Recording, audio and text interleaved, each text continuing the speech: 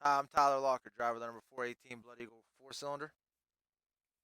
And I'm Cale Maben, driver of the number 17 Legend car. And I'm Levi Morris, driver of the M80 Legend car.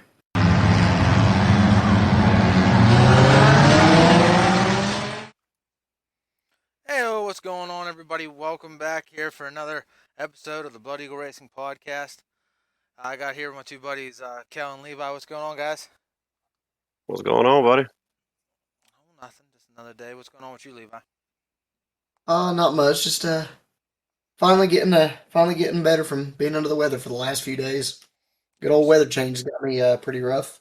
If you can't tell. Oh yeah, yeah. No, I tell you what, this past week, I mean, I know up here it felt like spring. It was crazy, and we got Christmas right around the corner here, and it was like 60 degrees yesterday, which is nuts. So, have you guys done anything, to the race cars over the past, 2 weeks? Because actually we took last week off. Have you guys done anything to the cars, or what's up with that? I haven't done anything to mine in the last 2 weeks, but I did get out there and do some shop cleanup a little bit, so that was pretty nice to get some stuff done. But other than that, man, I just been doing a little iracing and RC racing. There you go. What about you, Levi? It's about the same boat for me. There's not really much I can really do at the moment on my car. The big thing's still fixing issues with the paint and stuff that I've been dealing with. Biggest thing was I had to 3D print me some stencils and stuff like that so I could actually make some straight lines with freehand. Yeah. Other Yeah. than that, it's been iRacing and RC racing. Decent. Yeah, I know we uh actually, believe it or not, I got a lot done this weekend. Um, first I cleaned up, the garage to make sure I had the room and stuff. But I already started cutting and moving. Uh, 2 weeks ago, I cut all the bars because the cage had to come up. I think I mentioned that it was in line with the rear trailing arms, and I need to be above them or ahead of them rather. So I had to move the cage up about 9 inches, and so I got that all cut and moved it up. I got to raise the cage up about 2 inches, just because my head's so close. The guy who had it before me, he was a shorter guy, so I just have to raise the cage up a little bit, drop the where the seat goes in, so we're all good there. And I had to replace the down bars in the back. I got it all cut and ready for a new pipe in there. I got new pipe today, and got the fingers crossed here. We got a 358 off of the same family I got the car off of, and the guy unfortunately passed away. The gentleman whose car it actually was, and he had a 358 block air with the pistons and stuff, but the freeze plugs were out. So we took a chance on buying it. We didn't see any cracks, but ended up getting that all completely tore down. Got the pistons, the crank, all that stuff out of there, and it all looks good. I mean, the bearings look good. That makes me kind of worried that something is wrong with it. But I'm hoping he just took it out to see if uh, if it was cracked, or because I mean it's not like it was dipped, so it's not like it went to machine shop to get checked. Um, but I mean I went over that thing rather closely, and it just looked like they just popped out. So who knows? Who knows what really what happened to that motor? But we're gonna figure it out here because this week it should be done probably Tuesday. Um, so with any luck, we'll have that motor all good and ready to go to be put back together. And then I got my neon motor up on a stand. Started taking the one thing is, man, I tell you what, one thing I'm already starting to notice with having two cars, you don't want to get too much stuff tore apart. You have stuff all over the damn garage, so so you just I'm taking off the small bits. We had to get the cams out of it and stuff, and because you don't want that pressure um on the springs, so we ended up taking them out and just pretty much waiting on parts. Everything's so terrible. Everybody knows that it's not just racing; it's just stuff in general. Um, I think I mentioned, we're gonna get touch on iRacing real quick. I ended up getting a new wheel for iRacing, but my old wheel I bought in 2018, somewhere around there. I paid $300 for it. That same wheel today is worth $700. It broke, so unfortunately, and nothing I can do. If I knew it was that much, I definitely would have been selling that thing anyhow, because I could have made some money on it. So even used, even cutting the price in half. But yeah, so everything's crazy right now, and you're just waiting on parts to come in, man, and it's terrible. Hopefully, some stuff gets back on track here, and because everything's on back order. I don't know how it is for you guys and stuff, but I know I don't know if I can't remember if we talked about this on air or off air before, but yeah. Anyways, enough of me. Enough of what I got going on, and but because we got a lot to talk about. We got some good topics to talk about today. Um, and the first one, we'll just jump right into it. Cale, go ahead and tell me.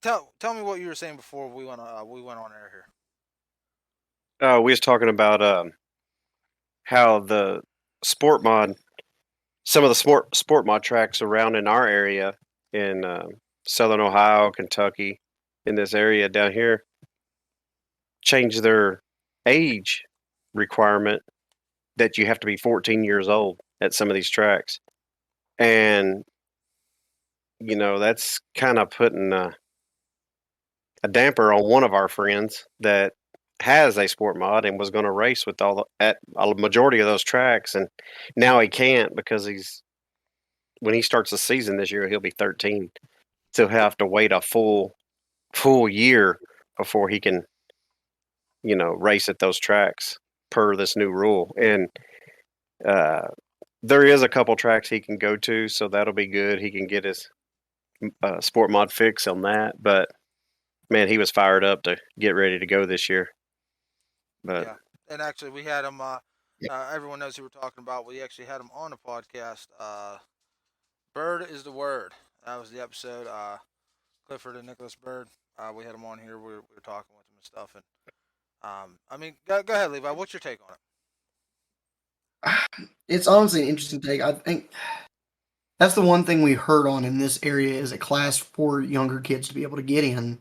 That was one of the ways they could, because outside of the legends, I don't really know of a program that would be able for a youth generation to actually get into the race. The sport mod was the next step up in my opinion, from all the tracks around here. So now it's going to make things interesting for anybody that's any young kid that's maybe wanting to go from go karts to actually go to a full on dirt track car, such as sport mod, modified, late model, anything like that. There's going to be a big gap in whenever what age they can actually get into that rather than being able to work up from a younger age.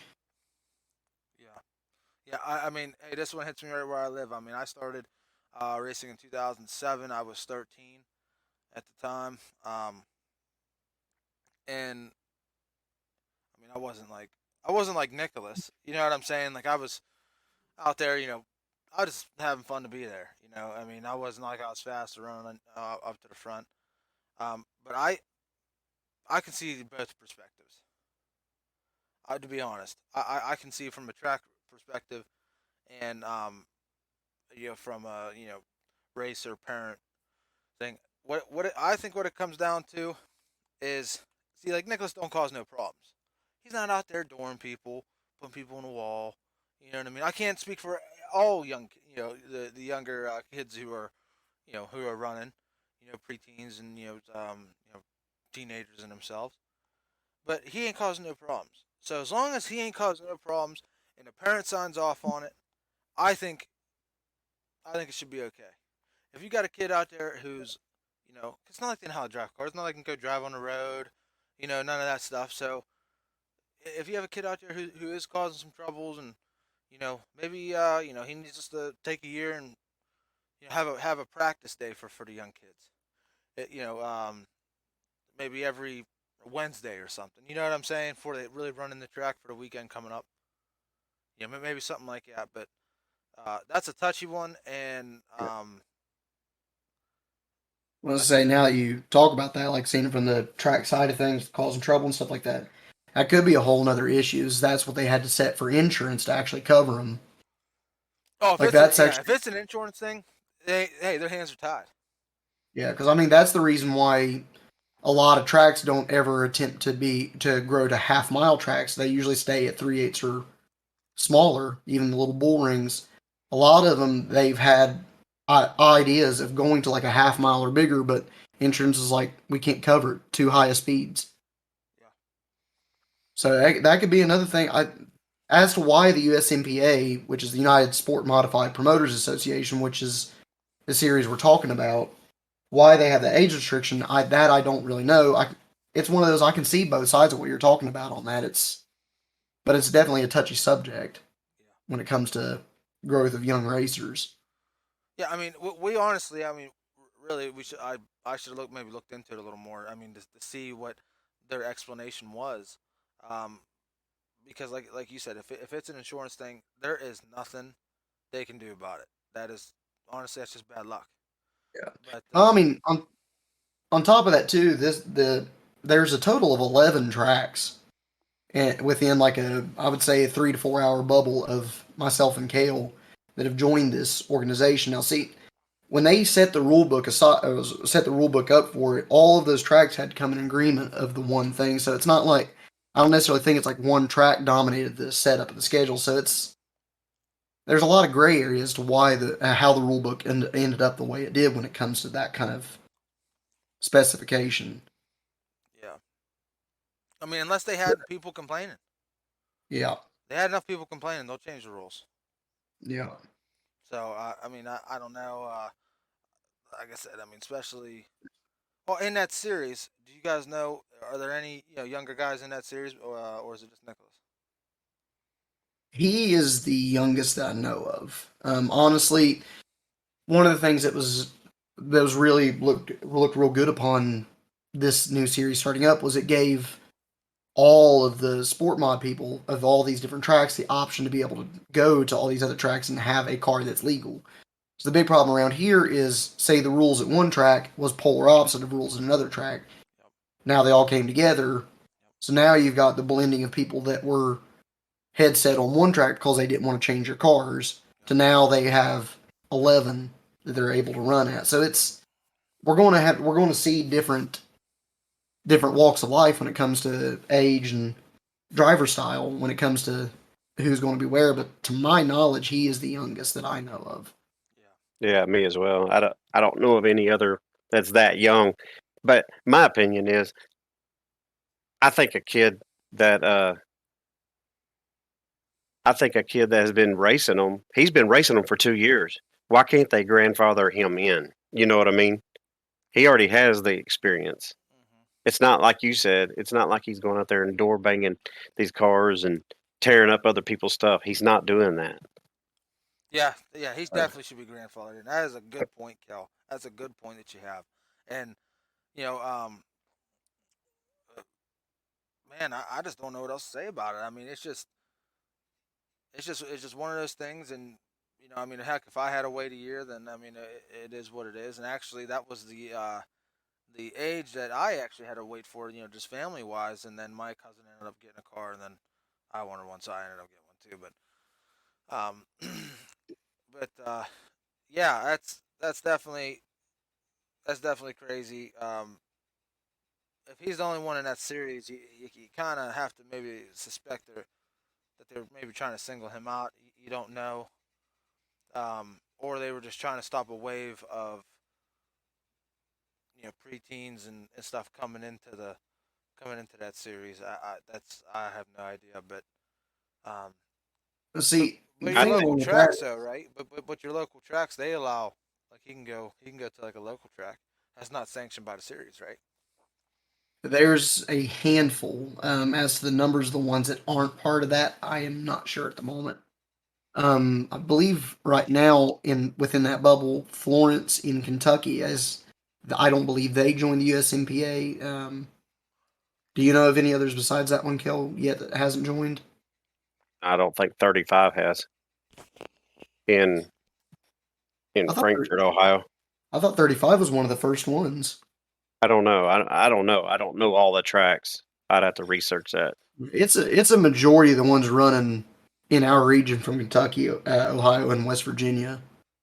So it's going to make it a little hard for this year coming up for him to be able to run that car. It'll be a very limited track venue schedule versus being able to tour around. We'll have to look and see what Yeah. tracks are and aren't. Yeah, I don't think there's Not, up here. I don't think there's any rule that states that. I don't. That, I think, not that I know of. But then again, I really don't pay attention to that either. see, I do know of one track that does have an age limit rule. Portsmouth did. Now, Cliff called ahead and they allowed it. They okayed it after he proved his racing background. But yeah, Portsmouth is one of them that has a 14-year-old age limit Okay. on new drivers coming in. I don't So think it. I don't think it necessarily was this new rule thing situation. I think it was the insurance thing that popped up. yeah, well, that's what I was saying earlier. Like Yeah. that's what would tie someone's hands because I could understand an insurance company, whoever they're, because I mean that's one of the things that would kill the money flow in a track is having to pay out an exorbitant insurance cost just to be able to host it. Yeah. The liability would be through the roof. Yeah, and that's what I was saying. If it's a insurance thing, then hey, it sucks. But I mean, that's they got to cover their ass too at the same time. You know what I mean? So I get where they're coming from.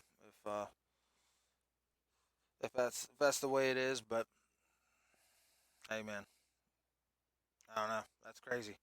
That's crazy. But with that one beef though, with the one little bit of issue with the that we're having with the rule package and that, I honestly think that this series was a good idea for our area though. Nonetheless, for the sport mod community alone in this area, Any series is yeah, because any big series is good for the area. So just an example, quick.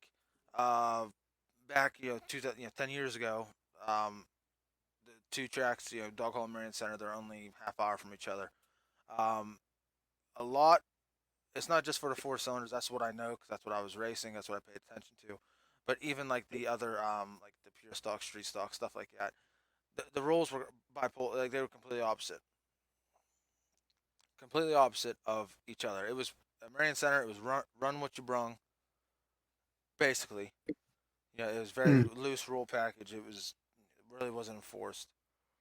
And then Dog Hollow was, they were checking your stuff all the time. yeah. So and then when SCDRA came in, they don't even go to Dog Hollow. They don't go to Latrobe. They don't go to a bunch of different tracks that I go to. But guess what? That's the rules they use. You know what I'm saying? So it, Mhm. it's it's so any series for the whatever that series is for, four cylinders mods, crate lates, I mean whatever, pure stocks, it's perfect for them. It really is. So and I can Uh, honestly see a lot of like the pure stocks, pro stocks, or whatever you want to call them, like a street stock. Now you have the crate lates. I can see a lot of stuff going just to a crate motor because then it is all driving. It's universal. See, Right. that's kind of the intention when I was talking to one of the promoters that first spearheaded this new organization. Is that was one of the things they want to do was to make one of the things they wanted to kind of drive the cost down, like kind of trying to make it more controllable, make it to where the everyday person could get into it, which that's what they say with everyone that comes in now to see if they are actually able to hold it to be an entirely different story. But it's making going to make the class more of a spec style class, almost like what you would find with some of the crate series, especially like the legend cars, where everything on those things are regulated. Yeah, So it it's turns going to be into it's not a interesting to money see game. that. That's what it turns Yeah, into. So it doesn't make it a money game. that's what I was saying. That's what I hope it manages to stay at instead of people finding ways to squeak around the rules and be able to put something in it that's turns it into a money game. by cheating the rules just a little bit. Well, if you're So cheating on where you're putting your weight or um where whatever you got a shock that's relocated or something, that's not a money game. You know what I mean? But if no, you're if you got you know like a 358 to the rules and someone's got a 383 or whatever, now that's a money game yeah. But because see, that's actually talking about that kind of stuff. They do have a regulation on the motor. As far as I know, there's supposed to be some form of rev limiter chip in it, and I think the biggest cubic inch you can have is a 390. Now they've opened it up to make different manufacturers, so you can get a Ford, Chevy. You can even run a Chevy 602 crate motor as long as it's got the hot system in it, or you can run Mopar, such as the Dodge 360 or 340. But you can send them the open motors. You can have them board up to a 390. But okay. there's other checks and stuff you got to go through with it. So it's still there's still a little bit of money that can be thrown into it, but it's not like where you can have on the verge of a say a UMP dirt car mod motor sitting in what's supposed to be a sport mod or something to that degree. Yeah, yeah, for sure, for sure. But yeah, so that's that, and then so I mean, hopefully, has has he tried to talk to them, Kel, about him being grandfathered in or no? Or is it just the rule's the rule? I don't. No, I don't think he has yet. Okay, yeah, we'll keep everybody posted on that. Our good buddy Cliff Bird and Nicholas Bird. So, yeah, two good guys. So, but now we got some other stuff to talk about here before we get into the news. One of the main things, if you did not see it on the Blood Eagle Racing page, Facebook page, well, hey, we're set in stone. We're ready to go. We got the street stocks, dirt street stocks. We got 6 tracks lined up. We got broadcaster. The broadcast will be posted up on the uh, Blood Eagle Racing page, and dude, I'm looking forward to it. It's gonna be a lot of fun, and we already got our roster pretty well set. Um, and now it's just waiting. So January 4th, mark it down. January 4th at 7. Um, that's whenever the races are gonna be going live, and you can cheer on me, Cale, and Levi, and our buddy Cole. Um, try to get a few wins over the year here. So it's gonna be good. It's good. It's just something to pass the time, especially these you know harsh winter months coming up. Cold's coming. Even though it was nice this past week, but it's coming. Snow's coming. So uh, it'd be nice to pass the time. I mean, I don't know how you guys feel about it, but I mean, I'm pretty excited. Well, Oh I'm yeah, really excited. definitely. That's one of the things I've been doing every night. It's been knocking the rust off and all that, and seeing what I can tweak on the car to get it just right, so I'm actually not floundering like a fish out of water on the track. Yeah, I mean, so hopefully we don't have like more of those episodes like whenever we were running weed sport and you tried to pinch me up against the wall. We were both in Hey, I line. can't help it. That concrete barrier came out of nowhere. Well, it's gonna be a great time. So make sure everybody tunes in to it, and so I mean we'll be live. Obviously, if you want to see what's going on, I guess you could say in the pits. Blood Eagle Racing will be live. But if you want to see from the stands, and listen to the commentator and stuff, and he got a bunch of good stuff going on over there. The HAR Esports TV. Good old boy out of West Virginia, Ron Piles. And what's actually is funny is I started talking to him, and I knew this guy. There used to be a broadcaster, that was probably one of the biggest ones in iRacing. It was called Full Velocity. I was in one of their shows one time, and he's the only one who got my name right, my last name. He didn't, me and him didn't talk, none of that. He just said it. He said it right, and I was thinking to myself, wow, like that was impressive because everyone butchers my last name. So um, I remembered that, and then when I saw he went and branched out, he's doing his own thing now. I wanted to get him last year, but he was just setting everything up, as the second season of Blood Eagle Racing League was starting, and so I unfortunately we couldn't get him in, but we ended up getting him this year. And the people that you meet on iRacing, it's quite nuts. I mean, meeting him, actually, believe it or not, at one time we're at Roaring Knob at the same time. Wow, that's cool. Yep, yep. So I mean, and we never met each other, never talked. I'm like, yeah. He's like, he was telling me he's from West Virginia, and I was telling him, I'm from PA, and he said about Roaring Knob. I says, oh no, kidding. I see, I've been down Roaring Knob a couple times. Then when we got to talking, and next thing you know, we were both down there. He was running there quite often, and when I first got back into it, I think that was like my second race, third race, or something back into it, and I was down there, and he was down there at the same time. So I was like, wow, that's pretty cool. Um, but yeah, so the tracks on the list, Kel, you actually Levi, you want to go through them? Yeah, I'm going to end up butchering the order. I know the opening night's going to be at Weed Sport. Yeah. Then we've Woo. got then we've got Lernerville on the ticket, Knoxville on the ticket, Volusia. I'm drawing a blank. Williams Grove. Williams Grove, and then the finale will be at Bristol. Yeah. Yep. So they're not going to be in that order. We'll figure the order out. But we got the tracks laid out, and I mean, I wanted to run like their track of Charlotte and stuff, but you got to watch, Cedar Lake. That's actually probably one of my favorites. But and people who don't know iRacing, there's this. I guess you can call it a glitch or whatever, but it's called wall riding, and essentially you go in up close to the wall, and on your screen you're not. It's not like you're bouncing off of it, but you're so close to where there's some kind of coding or something, I guess, in the iRacing, to where it kind of gives you like a good boost coming off the corner. And some guys have mastered it. You know what I mean? How I think I've done it only a few times, not really knowing, but it feels like the front end's pushing, like up to the wall, and then just boom, you're gone. Like it turns on you quick, and then you get one heck of a run coming out of the corner. So yeah, you got to watch that. So that's why we're running like the Lernerville, because there is no wall to ride.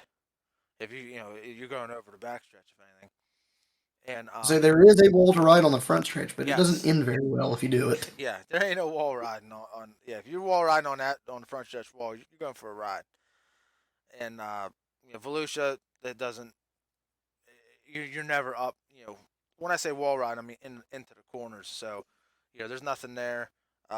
Williams Grove, there's nothing there. Knoxville, same. And stuff like that. I mean, Knoxville, it all depends if it gets pushed to the wall, but normally by the time it gets pushed to the wall, the bottom's fast. So, um, it's gonna be pretty good. But that first one on the docket, Weed Sport, very weird track to run. Very weird. Very weird. So I mean, we've been at it and working on setup and stuff like that, trying to figure out what's working. But you can definitely tell it's not a popular track at all because we're throwing up races and a lot of people ain't even joining. To all the people that's going to be racing in the series, I do apologize. That was my idea of a first choice of track. Nobody races it, but so that'll make it more fun to me. Well, see, I mean, that's the reason why I kind of wanted that one. Is it's a little more of a challenge instead of like a normal track where okay, we run them all the time. We know where our marks are. We know what kind of setup we need to have for the entire race. I just thought just the odd shaping of the track would be a little bit of a different, be like kind of a screwball getting thrown into it, just to make me think a little bit more on the track rather than just doing the normal routine. yeah. Yeah, because for people who don't know, Weed Sport 1 and 2 is It's like a double apex. it is oh my, it's so weird. How you got to enter is it's unnatural. That's what it is. It's unnatural. So what you're used to doing, or you know, I guess you can say it's almost the same as running like a short, like a Lernerville. It's got a shorter, the turn, 1 and 2's shorter to compared to like a Knoxville, it's wider, or a Williams Grove, it's wider because you just run it in deeper. You know what I'm saying? But this one, it's just so weird because you set up for the turn and then you gotta like set up again. You know what I'm saying? Yeah. Yeah. Yeah. That's how it is. You gotta set up twice for it, and it's I crazy. like that. So I like it. It was Yeah, fun when we were doing it the other day. Yeah, the best I've heard it explained is that you got to treat turns 1 and 2 as like a double apex. Like you got to treat like almost like there's a mild straightaway in between those two turns. Right. Yeah, Yeah. for sure. But yeah, we got so we're gonna have 20 people. Just how because really, what we'll have one more episode. That's if actually I don't know because we'll have to see for next week. If Christmas and all that. yeah, it's Christmas and all that. So this actually might be the final episode before we start the league. But basically, what we come down to is we're probably going to do the same as we've done the last 2 seasons.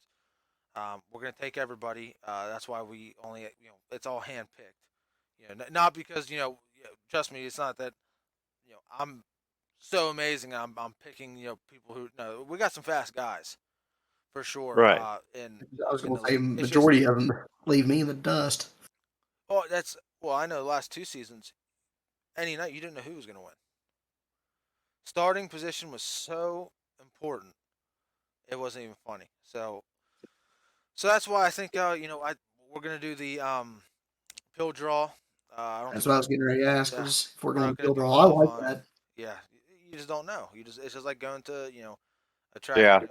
Friday night and not knowing what hoping on a good pill so you can start in the front and not have to deal with traffic. But so yeah, we're Yep. gonna do that, and then we're gonna run heats. We'll run 3 heats, and then finish with a 25 to 35 lapper, all depending on what track we're at. Yeah. One thing, Tyler, I was going to say is, people that follow us on follow the Blood Eagle Racing page on Facebook. Be watching for some lives that are going to be popping up because that'll be us practicing and throwing up some races and stuff like that. So it'd be fun just to catch people checking it out and everything like that. And also on the banner, um, I don't know if you want to run through the sponsors of the league this year. Um, of course, our podcast is one of them. Yes. Yeah. And Yeah. I'll run through them. And now for the people who don't have Facebook that listen to our podcast, I'm so we are working with HARTV. Uh, they're either going to send me um, the race or I'll have them post it up on their YouTube page, and so you guys can go check it out on YouTube. You know what I mean? You guys catch it on oh yeah, that'll be great. yeah. So you get We do have some everything going listeners on. that don't have Facebook, so Yeah, that would be yeah, great if we can get yes, that out there to those guys that want to watch us. yeah. Either I'm gonna make sure I get it to put it on there on the Blood Eagle Racing page on YouTube, and so either way, I'm gonna figure it out, and I'm gonna make sure it gets done. So, but the sponsors for the third annual Blood Eagle Racing League, of course, is the Blood Eagle Racing Podcast, Sports Race Cars, First Guardian, Rivertown Racing, Chicken Bone Alley Podcast. Them guys, David and Sterling, they've pretty much have held my hand, you know, getting everything set up with the podcast and stuff. So, much appreciated those guys and HARTV Esports, the broadcasters here. So, it's on like Donkey Kong, man. It's on like Donkey Heck Kong. yeah, can't wait, man. So we'll see if our good buddy Jonathan Cooper can go back to back. If my passenger side door has anything to say about it, it's gonna be a no. So, nah, I'm not gonna do that. I'm not gonna do that. So yeah, so that's it for the iRacing stuff. Make sure like I said, like Kel said, check out, whenever we go live and stuff. Stop in, say hi. You'll see us on there, being frustrated and trying to figure stuff out and everything. But nah, it's a good time. So, but news wise, I don't know what you guys got, but I'll run through mine real quick. Uh, that CDRA Northeast, they got their schedule set in stone. Um, they're going to be at West Virginia, not West Virginia. Um, yeah, they will be at West Virginia Motor Speedway, but Winchester Speedway in Virginia. They're going to be there a few times. They're going to come down by you guys, Atomic. They're going to be at Midway a few times. Bradford, same as last year. I don't know where Pencan is. Uh, that's new. I imagine it's probably out east somewhere. But they're going to be there twice. Skyline Raceway in New York, so that's good. They're heading up even north, and Thunder Mountain Speedway, Marion Center Speedway, Tyler County, and that's about it. They got that's about what 14, 15 races, I think, something like that. Good schedule. Yeah, good schedule, all the Mm-hmm. way from April 2nd to October 22nd. So so good for those guys, and good for Rob and them getting those tracks in. I mean, one actually I was very surprised about was Hidden Valley wasn't on there, but it changed hands. Went to a new owner, so I don't know what the deal was there, but I was surprised Hidden Valley was not on the schedule. But I was happy to see Marion Center was. So yeah, see how it goes. Trying to make a few appearances, but running two cars, we will have to see. But Yeah. I did see Rob Williams was on the he was on a podcast. I'm gonna give him a little shout out. He's getting his new car ready for Screven down in Georgia. So hey, hopefully he gets everything buttoned up and ready to go, and he goes down there and busts that tail end because I'll be rooting for him. So hopefully, That's right. yeah, hopefully it was a new car. He does pretty good. So what do you guys got? The only thing I got is the Tri-State Legend Car Series and the Ohio Valley Legend Car Series are in the process of making their schedules right now. But there is some interesting races coming up for both series. There's going to be several road courses in both series. And the Ohio Valley Legend Car Series has a lot of races headed to Atomic Speedway this year. We're going to be a support class for some World Outlaws races and Lucas Oil late model races and some big block modified races, sprint cars. So it's going to be exciting year for both series. So that's going to be fun. What do you got, Levi? I was going to say it then. That was what I was going to talk about. Was that was the only kind of lead into what we're going into in the series. But unfortunately, the night the SCDRA series is going to be at Atomic, we will not be there. Yeah, that figures. That figures. So, but actually, I did want to point out actually two things. I can't believe I almost forgot. Um, that you can go on SCDRA Northeast their Facebook page, and you can find out more about it. You got a question, this guy to message them.